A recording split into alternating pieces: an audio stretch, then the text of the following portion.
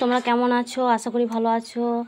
আমিও ভালো আছি। আমি কিভাবে চিকেন রান্না করছি তোমরা দেখো। চিকেনটাকে আগে ম্যারিনেট করে রেখে দিয়েছি, নুন, হলুদ, কাঁচা পেঁয়াজ, টক দই দিয়ে আগে ম্যারিনেট করে রেখে দিয়েছি। দিয়ে কড়ার মধ্যে তেল গরম করে তেজপাতা, পেঁয়াজকে ভালো করে লাল লাল করে ভাজতে দিয়ে দিয়েছি। লাল লাল করে ভাজা হয়ে গেছে। এবারে রসুন বাটাটা দিয়ে দেবো। রসুন বাটাটা হালকা করে দিয়ে ভেজে নিচ্ছি। আর আলুগুলো ভাজা করে রেখে দিয়েছি, মাংস পাতলা করে ঝোল করব।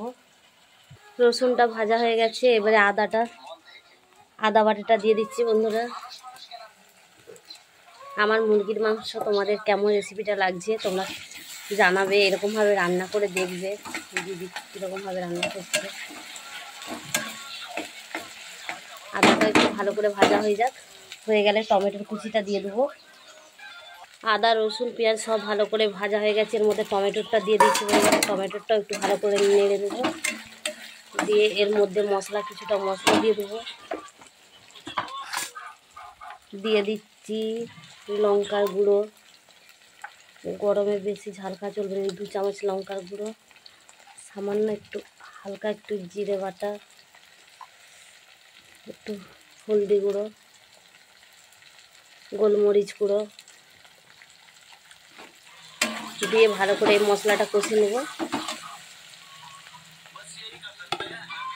সামান্য একটু জল দিয়ে দিচ্ছি, দিয়ে মশলাটা ভালো করে কষে নেব।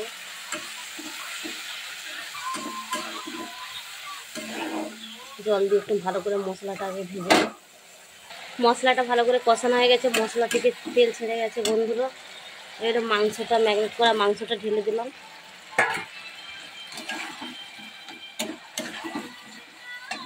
এর মধ্যে আলুগুলোও দিয়ে দিলাম।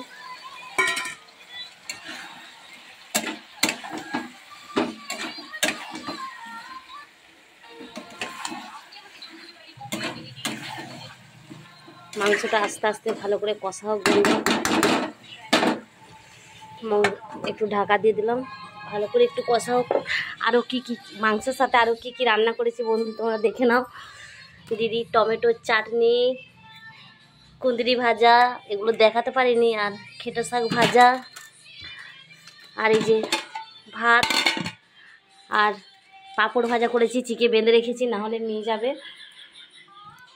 আমার ছোট বাড়িটাও তোমাদেরকে দেখিয়ে দিচ্ছি। দেখো ছোট্ট বাড়িটা, দেখতে পাচ্ছ দিদির বাড়িটা কেমন। তোমাদেরকে দেখাবো করে করাই হয়নি, দেখানো হয়নি। এটা ঠান্ডা লেগে গেছে বন্ধুরা, কাশি হচ্ছে। এই আমার বাড়ি। এখানে আমার আসল যে মা লক্ষ্মী নারায়ণ ঠাকুরের ছবি দেওয়া আছে। আর আমার মেয়ে গরমে ছুটি পড়েছে বলে আমাদের বাড়িতে গেছে। আমরা এখানে ভাড়া বাড়িতে থাকি, আর আমাদের দেশের বাড়িতে গেছে ছুটির জন্য। আমি এখানে দোকানে একটা জব করি, মানে আমার কাপড় দোকান আছে, সেখানে থাকি। এই দিদির ভিডিও কার কার ভালো লাগে বন্ধুরা একটু কমেন্ট করে জানাবে। আর তোমরা আমাকে সাপোর্ট করো, এগিয়ে রাখো, সাপোর্ট করতে থাকো। দেখো মাংসটা লাল লাল করে কষানো হচ্ছে।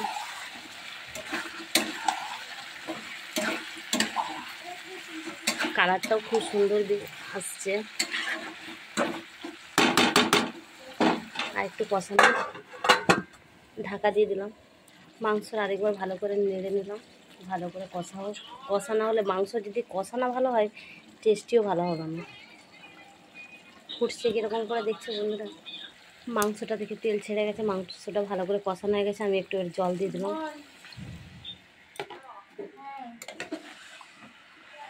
বেশি ঝোল করব না, একটু হালকা করব। খুব একটা ঝোল করলে মুরগির মাংস ভালো লাগে না, কিন্তু ঝোল তো একটাই, তার জন্য একটু সামান্য জল দিয়ে দিলাম। আর অনেকগুলো লোকও আছে আমাদের, সব আরও ভাড়া বাড়তে আছে, সবাইকে একটু করে দিতে হবে। হয়ে গেছে। এর মধ্যে একটু ধনেপাতা ছড়িয়ে দিলাম।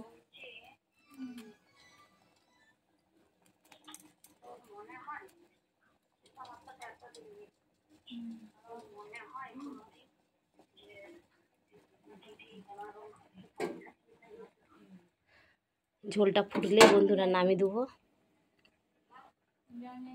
দেখো বন্ধুরা মাংসের ঝোল পুরো কমপ্লিট। একবারে ফুটে গেছে, ভালো লাল লাল ঝোল হয়েছে। ভিডিওটা ভালো লাগলে বন্ধুরা লাইক কমেন্ট শেয়ার করবে। টাটা বাই বাই বন্ধুরা, ভালো থাকবে। See you.